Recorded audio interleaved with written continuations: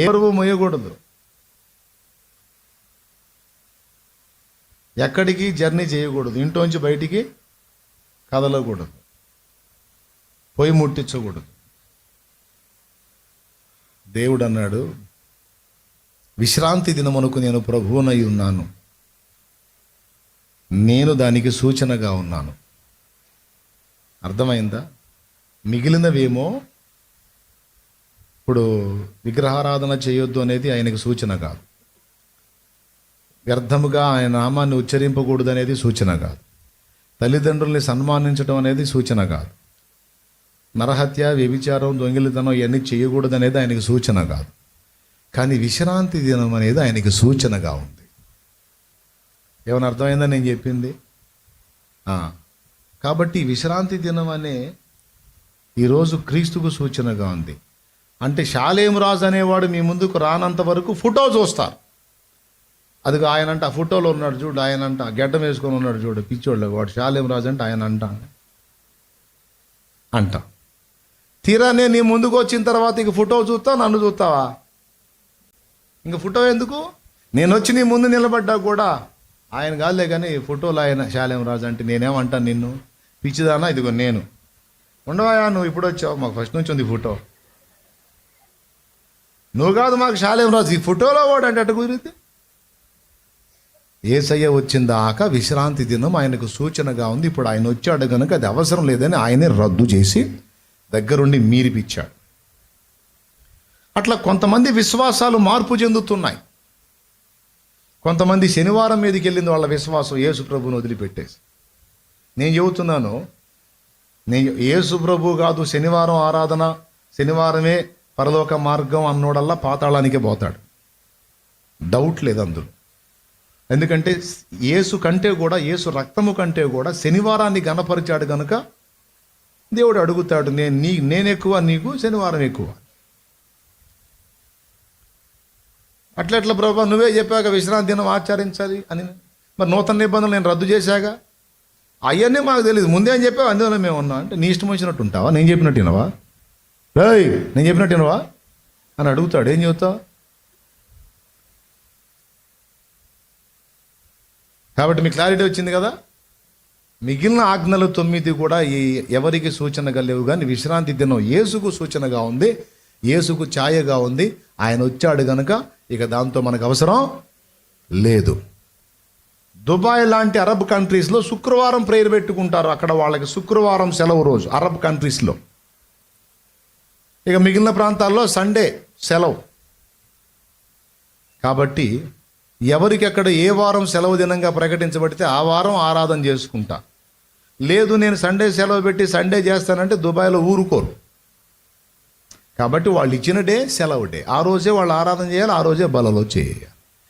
కాబట్టి ఇక్కడ వారాల పట్టింపులు చూడరాదు, వాటిని రద్దు చేసేశారు. కానీ కొంతమంది విశ్వాసం దేని మీద వేసుకున్నారు? అది మన విశ్వాసం అయితే ఎవరి యందు ఉన్నది? ఎవరు మన కొరకు ప్రాణం పెట్టి తిరిగి లేచాడో ఆయన మీద మన విశ్వాసాన్ని. ఇప్పుడు ఆయన ద్వారా మనం పరలోకాన్ని వెళ్ళగలం. ఆయన లేకపోతే మనం ఎక్కడికి పోతాం? నరకానికి వెళ్తాం. కాబట్టి ఇప్పుడు విశ్వాసము ద్వారా, ఎవని యందు? క్రీస్తునందు విశ్వాసము ద్వారా మనకి నిత్య జీవం.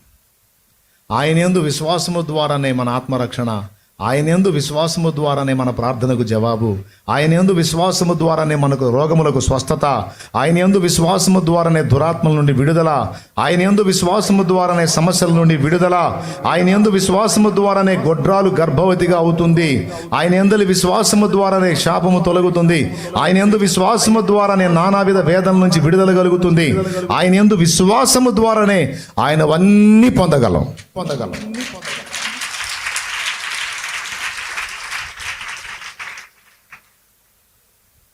ఆయన యందు విశ్వాసం ఉంచకుండా మనం ఏది పొందలేం. చెప్పండి, సైతాను మీద జయం కూడా ఎవరిని యందు విశ్వాసాన్ని బట్టి? అది పత్రికలో ఉంది, యోహాను పత్రికలో. లోకమును జయించిన విజయము మన విశ్వాసమే అన్నాడు. దేవునికి ఇష్టం కావాలంటే, దేవుని దగ్గర నుండి కార్యాలు పొందాలంటే అది లెక్క. ఇప్పుడు వచ్చాం. ఇప్పుడు చెప్పండి, మనకు పునాది ఏది? అది లేకుండా మనకి ఏమీ లేదు. అందుకే భక్తులు విశ్వాసం విశ్వాసం విశ్వాసం పొద్దుగూకులు అదే చెబుతుంటారు. ప్రార్థన చేసేటప్పుడు కూడా, అమ్మ ప్రార్థన చేస్తున్నాను, విశ్వాసం ఉంచు, దేవుడు కార్యం చేస్తాడని చేస్తాం. అయ్యా నేను విశ్వాసం ఉంచుతున్నాను, అయ్యా ప్రార్థన చేయ్యా, నాకు జవాబు రావు. అయితే ఈ విశ్వాసము దేవుని యందు విశ్వాసం ఉంచటమే కాదండి, దేవుడు మన యందు కూడా విశ్వాసం ఉంచాలనేది ట్విస్ట్. అర్థమైందా? దేవుని యందు విశ్వాసం ఉంచటం అనేది మన వ్యక్తిత్వంలో ఉండాలి.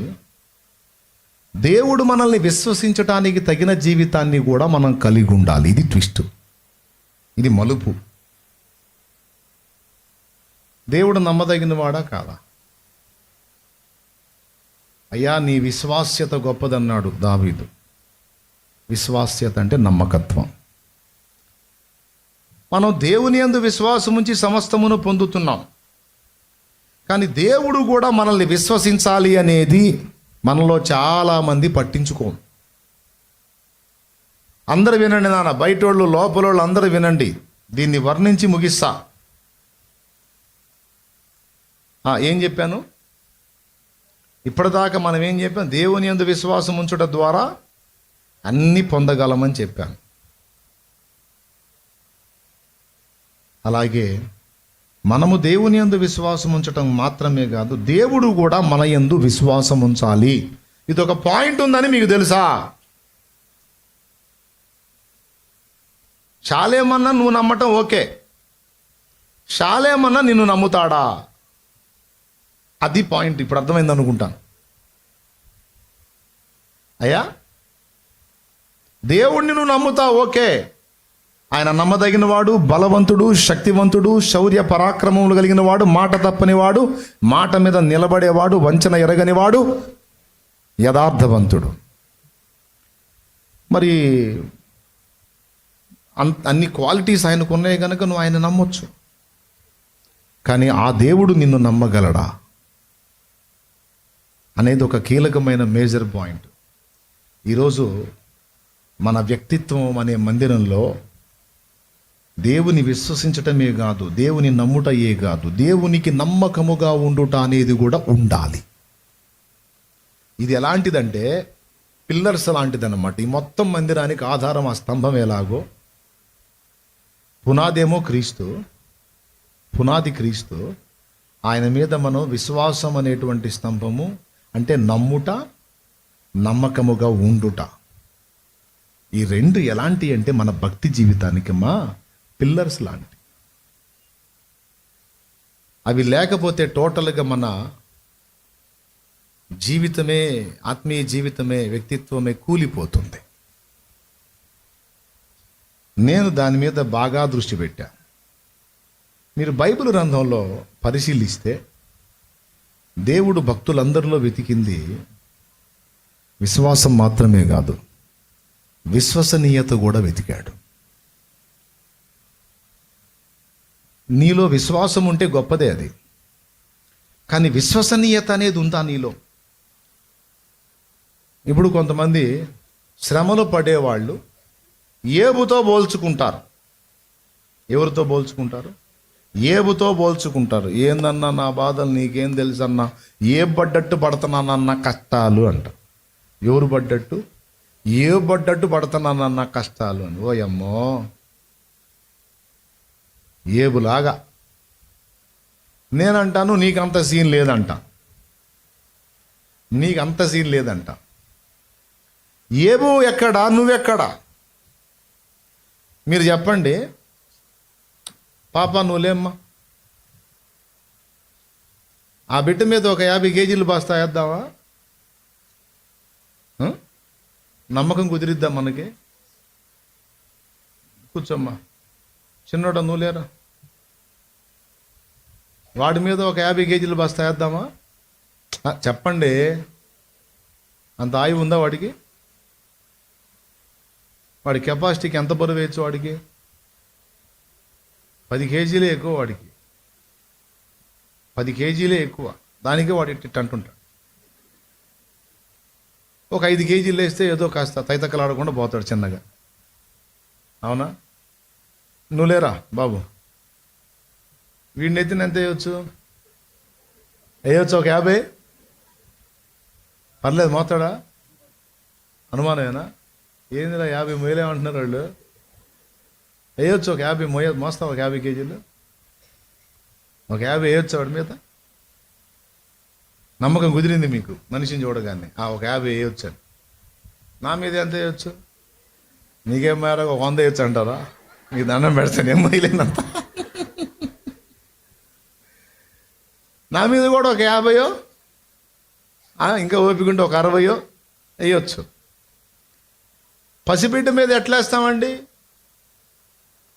ఆయువుని ఎరిగి నువ్వు బరువు పెట్టినట్లే దేవుడు నిన్ను శ్రమల చేత సంపూర్ణం చేయాలనుకున్నప్పుడు ముందు ఆయన నీ శక్తిని అబ్జర్వ్ చేస్తాడు, నీ కెపాసిటీ ఏంటో అబ్జర్వ్ చేస్తాడు. ఏబుతో పోల్చుకుంటున్నావు, ఏబు కెపాసిటీ ఎదిగో అంత అయితే నీ కెపాసిటీ ఆ బిడ్డ కంటే తక్కువ. మళ్ళీ నువ్వు ఏబుతో ఎట్ట పోల్చుకుంటావు? అంటే దేవుడు ఏబంతటి శ్రమలు నీకు రప్పించాలంటే ముందు నిన్ను, నీ విశ్వాస్యతను దేవుడు నమ్మాలి, నీ నమ్మకత్వాన్ని దేవుడు నమ్మాలి. నీకు అంత సీన్ ఉందా లేదా అనేది దేవుడు అబ్జర్వ్ చేయాలి. పర్వాలేదు, కాస్త సెగ తగిలిన తట్టుకునే దమ్ముంది అన్నప్పుడు రాణిస్తాడు సెగ. కొద్ది సెగకే మాడిపోయే రకం అనుకో, ఇక ఏదో తగిలినట్టు టచ్ చేసి వదిలేస్తాడు. కొంతమంది జీవితాలు అలా ఉంటాయి, కొంతమంది జీవితాలు ఇలా ఉంటాయి. సెగ తగలనంత వరకు నమ్మకత్వాన్ని గురించి బాగానే మాట్లాడతారు, నమ్మకంగానే ఉన్నట్టు కనపడతారు. సెగ తగిలితే వాళ్ళ అడ్రస్ కూడా దొరకరు. ఇక్కడ నేను చెప్పేది ఏంటంటే, విశ్వాసం అనే దానిలో విశ్వాస్యత అనేది కూడా అమర్చుకోవాలి. ఏబు అంత కఠినమైనటువంటి శ్రమను అనుమతించిన దేవునికి విరోధంగా ఒక్క మాట కూడా మాట్లాడలేదు, కనీసం నోటి మాటతో కూడా తప్పు చేయలేదని గ్రంథములో దేవుడు రాయించాడు. యెహోవా ఇచ్చెను, యెహోవా తీసుకొనెను, యెహోవాకే స్తోత్రము కలుగునుగాక అని దేవుని మహిమపరిచాడే తప్ప, నాకెందుకు ఇలా చేశావు, నిన్నెందుకు ఆరాధించాలి, అసలు నీలో నేను ఎందుకు ఉండాలి, నాకు తెలియదు, నిన్ను వదిలేస్తున్నానని పోలా. అది ఏబు నమ్మకత్వం, యథార్థత. ఏదో నమ్మినట్టు నమ్మకంగా ఉన్నట్టు నటించలా, షో చేయలా, కపట నాటకాలు ఆడలా. దేవుని వాక్యం చెప్పింది ఆత్మలో కపటము లేనివాడు ధన్యుడు అని. మళ్ళీ వాక్యం చెప్పింది పావురం వలె నిష్కపటులను పాముల వలె వివేకులనై ఉండండి. అంటే పావురం నిష్కాపట్యానికి గుర్తు. కపటము లేని వ్యక్తులై, యథార్థవంతులై, నిజాయితీగా ఉండటానికి కష్టపడండి అన్నాడు. నిన్ను నమ్మిన దేవుడి విషయంలో కానీ, నిన్ను నమ్మిన మనుషుల విషయంలో కానీ నువ్వు యథార్థంగా ఉండాలి. కపటపు నడత నడవద్దు. ఆ వ్యక్తిత్వాన్ని సమాధి చేయి. దేవుడు చెప్పినట్లు దేవునికైనా మనుషులకైనా నమ్మకముగా ఉండున్నట్లు నువ్వు జాగ్రత్త పడాలి. అది నా పాయింట్. విశ్వాస్యత. దేవుని యందు విశ్వసించుట ద్వారా అద్భుతాలు జరుగుతాయి. అంతటితో కాదు, దేవునికి విశ్వాసము కలిగి విశ్వాస్యత కలిగి బ్రతికితే ఇంకా జరుగుతాయి. గుర్తుపెట్టుకో, దేవుని నువ్వు విశ్వసిస్తే నీకు ప్రయోజనం. వినండి బాగా, కొంతమేర నీతో ఉన్నవారికి ప్రయోజనం. కానీ దేవుడు నిన్ను నమ్మితే లక్షల మందికి ప్రయోజనం నీ వల్ల, వేల మందికి ప్రయోజనం నీ వల్ల. దేవుడు నిన్ను నమ్మితే, మళ్ళీ చెప్పండి నేనేం చెప్పాను, దేవుడిని నువ్వు నమ్మితే నీకు, నీతో కూడా ఉన్నవారికి కొంతమందికి ప్రయోజనం. ఏందేంది? దేవుణ్ణి నువ్వు నమ్మితే. కానీ దేవుడు నిన్ను నమ్మాడు అనుకో, ఇక నువ్వు వేల మందికి, లక్షల మందికి దీవెన. అది ఎంత కీలకమో చూడండి, దాన్ని ఎంత సీరియస్గా తీసుకోవాలో చూడండి. దేవుణ్ణి నువ్వు నమ్మటం గొప్ప విషయమే, దేవుడు నిన్ను నమ్మటం ఇంకా గొప్ప విషయం. బైబిల్ గ్రంథంలో ఉన్న భక్తులందరినీ దేవుడు నమ్మాడు. అందుకే చరిత్ర పుటల్లోకి ఎక్కారు వాళ్ళు దేవుణ్ణి నమ్మారు, దేవుడు కూడా వాళ్ళని నమ్మాడు అనటానికి బోలుడని రుజువులు. ఏబు లైఫ్ చూశారు కదా. ఏబు టెస్ట్లో పాస్ అయ్యాడు. అంత కఠినమైన శ్రమలు వచ్చిన తన విశ్వాస్యత విడవలేదు. చివరికి భార్య ఏమందో తెలుసా? ఒక్కసారి ఏబు గ్రంథము 2వ అధ్యాయము, నీవింకను నీ నమ్మిక వదలకయుందువా, నీ విశ్వాస్యత వదలకయుందువా. ఒక్కసారి ఆ వచనం చదువునా శామ్యూయల్. 8వ వచనం, అతని భార్య వచ్చి నీవు ఇంకను యథార్థతను వదలకయుందువా, దేవుని దూషించి మరణము కమ్మనెను. ఏది పట్టుకున్నాడండి? ఏది పట్టుకున్నాడు? యథార్థత. దాన్నే మరొక రకంగా చెప్పాలంటే నమ్మకత్వం. నువ్వు ఇంకా నీ యథార్థత వదలకుంటావా అంటే ఇది ఎలాంటిదో తెలుసా? ఓసారి ఓ భార్య నా దగ్గరకు వచ్చి భర్తను గురించి చెప్పి ఏడుస్తూ ఒక బాంబు పేల్చింది. ఆ దుర్మార్గుడిని నేను ఎంత ప్రేమించి అన్నా నా కళ్ళ ముందే పాపం చేస్తున్నాడు అన్న వాడిని ఏం చేయాలి? చూసి నాకు విసుగు పుట్టి నాకేమనిపిస్తుందో తెలుసా అన్నా అంది. ఏమనిపిస్తుందమ్మా అన్నా. నేను కూడా వాళ్ళలాగే చేయాలనిపిస్తుంది నాకు అంది. అంటే ఏంది?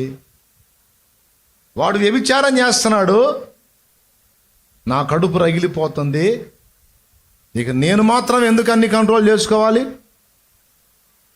వాడు ఇష్టం వచ్చినట్టు తిరుగుతున్నాడు, నేను కూడా ఏదో ఒక దారి చూసుకుంటాను. అప్పుడు నేను అన్నాను, అమ్మా వాడు పంది, నువ్వు గొర్రె పిల్లని అన్నావు. పందిని చూసి గొర్రె పిల్ల ఎప్పుడు పందిలాగా మారదమ్మా. గొర్రె పందే అయ్యా, గొర్రె పందే. కానీ ఇప్పుడు గొర్రెపిల్ల నా దగ్గరకు వచ్చి అంటుంది, మా ఇంట్లో ఉన్న పందిని చూసి విసుగు పుట్టి నాకు కూడా పందిలా మారాలనిపిస్తుంది అంది. అంటే నాకు తెలిసి నువ్వు ముందే పందివేమో. గొర్రె అయితే సచ్చినా అనుకోదు అట్లా, ఎందుకంటే దాని జాతి లక్షణం అది కాదు. పందులతో గొర్రె తిరగదు, తిరిగినా బురదలో మాత్రం పొరలదు.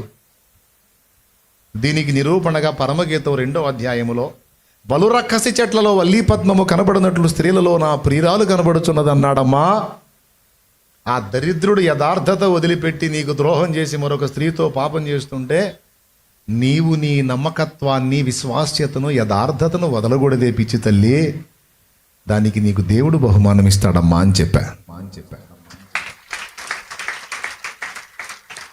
యాజ్ ఇట్ ఈజ్గా ఏబు భార్య ఏబు దగ్గరకు వచ్చి వాడిన డైలాగు ఇదే. దేవుడు నీ విషయంలో యథార్థంగా లేడో, దేవుడు నీ విషయంలో యథార్థంగా లేనప్పుడు నువ్వెందుకు ఉండాలి యథార్థంగా? అది ఈరోజు జనాలు చాలామంది అనుకునేది అదేగా. మంచికి పోతే నాకు బాగానే అవుతుంది, ఇక మంచి లేదు, గోంగూర కట్ట లేదు, ఒక్కొక్కటి సంగతి తేలుస్తా అంటారు కదా కొంతమంది. అంటే ఏంది? ఇక మంచి లేదు, ఏం లేదు, ఇక నేను కూడా వాడెట్టా వంచన చేస్తున్నాడు, నేను అంతే చేస్తాననే మాటలు మనం వింటుంటాం తరచుగా. కానీ దేవుడు దాన్ని ఒప్పుకోలా. ఏబు భార్య అంటుంది, పొద్దున్న లెగిస్తే రోజు ఒక బలి పశువునిచ్చి బలి చేశావు, ఎందుకయ్యా రోజు ఒక పొట్టేల్ని బలిస్తున్నావు అంటే, పిల్లలు ఏదన్నా పాపం చేశారేమో, ఆ దోషం పిల్లల మీద లేకుండా ప్రతిరోజు వారి తరపున ఒక బలిస్తున్నాను అమ్మాయి, పిల్లలకి ఏం కాకుండా అన్నావు. మరి రోజు వాళ్ళ పాప ప్రక్షాళన చేశావు, మరి 10 మంది ఒక్కరోజే చచ్చిపోయారు. ఏం చేశాడు నీ దేవుడు? బీదలకు అన్నం పెట్టాలన్నావు, వస్త్రహీనులకు వస్త్రం ఇస్తే దేవుడు సంతోషపడతాడన్నావు, విధవరాండ్రకు న్యాయం చేస్తే దేవుడు సంతోషపడతాడన్నావు, అందరికీ దానాలు ధర్మాలు చేసావు, దేవుడు సంతోషపడతాడని అందరికి చేసి చిప్ప చేతికి వచ్చింది. ఇప్పుడు ఏం చేశాడు దేవుడు? ఇవన్నీ చెబుతుంటే ఎక్కడో ఏదో తగులుతుంది కాదు. ఈ డైలాగులు ఎవరో అన్నయ్య గుర్తొస్తున్నాయి కదా నీకు. అదే నువ్వు కొన్ని సమస్యలు ఎదుర్కొన్నప్పుడు మీ ఇంట్లో డైలాగులు ఇయ్యేగా, దేవుడు దేవుడు దేవుడు అని ఎగురుకుంటా పోతావుగా. బాగా అయిందిగా. ఏం చేశాడమ్మా నీ యేసుబాబు?